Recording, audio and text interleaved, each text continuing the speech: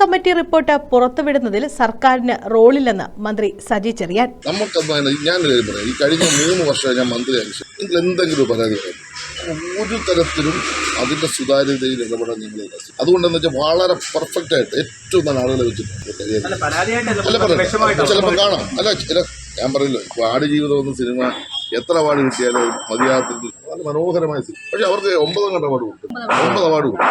പിന്നെ മറ്റുള്ള സിനിമകളും പരിശോധിച്ചപ്പോൾ അതിൻ്റെതായ രീതി വന്ന് കാണും. എനിക്ക് തോന്നുന്നു അങ്ങനെയാണ് മലയാള സിനിമയിൽ അഭിനയിക്കുന്ന ഏറ്റവും കരുത്തുള്ള കഥാപാത്രങ്ങൾ അവതരിപ്പിച്ച് മറ്റാളുകൾക്കാണ്. കഴിഞ്ഞ വർഷം അതിന് മുമ്പത്തെ വർഷം കുറെ കാലമല്ലേ. ഹേമ കമ്മിറ്റി റിപ്പോർട്ട് പുറത്തുവിടുന്നതിൽ സർക്കാരിനും സാംസ്കാരിക വകുപ്പിനും പങ്കില്ലെന്ന് മന്ത്രി സജി ചെറിയാൻ പറഞ്ഞു.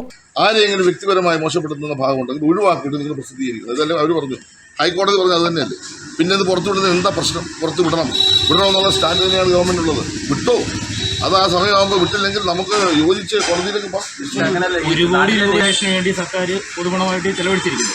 ആ 1 കോടി രൂപ മുടക്കി തയ്യാറാക്കിയ റിപ്പോർട്ട് അത് ഈ സമൂഹത്തിലെ ചില പുഴുക്കുത്തുകളെ കുറിച്ച് പറയുന്നുണ്ടെങ്കിൽ ആ റിപ്പോർട്ട് പുറത്തു വരാൻ മലയാള സിനിമയെ രംഗത്തെ പ്രശ്നങ്ങൾ പഠിക്കാനും അത് നടപ്പാക്കാനും നന്നാക്കിയെടുക്കാനും 1 കോടി രൂപ വലിയൊരു തുകയായിട്ട് ഞാൻ കാണുന്നില്ല. അത് കേരളത്തിന്റെ വ്യവസായമായിട്ട് മാറുമ്പോൾ അതിന്റെ വലിയ പ്രയോജനം കേരളത്തിലുണ്ടെന്ന് എനിക്കറിയില്ലെന്ന് നിങ്ങൾ ഈ പറഞ്ഞുകൊണ്ടിരിക്കുന്നത് അന്ന് പറയുന്ന പുഴുക്കുത്തിന് എനിക്കറിയില്ലെന്ന് ഞാൻ വായിച്ചിട്ടുള്ള ആ ഭാഗം വായിക്കാത്ത കാര്യം എന്നെ കൊണ്ട് പറയിപ്പിക്കാൻ പറ്റും. വിവരാവകാശ കമ്മീഷനാണ് ഇതിൽ ഉത്തരവാദിത്തം. സ്റ്റേറ്റ് ഇൻഫർമേഷൻ ഓഫീസറാണ് റിപ്പോർട്ട് പുറത്തുവിടേണ്ടത്.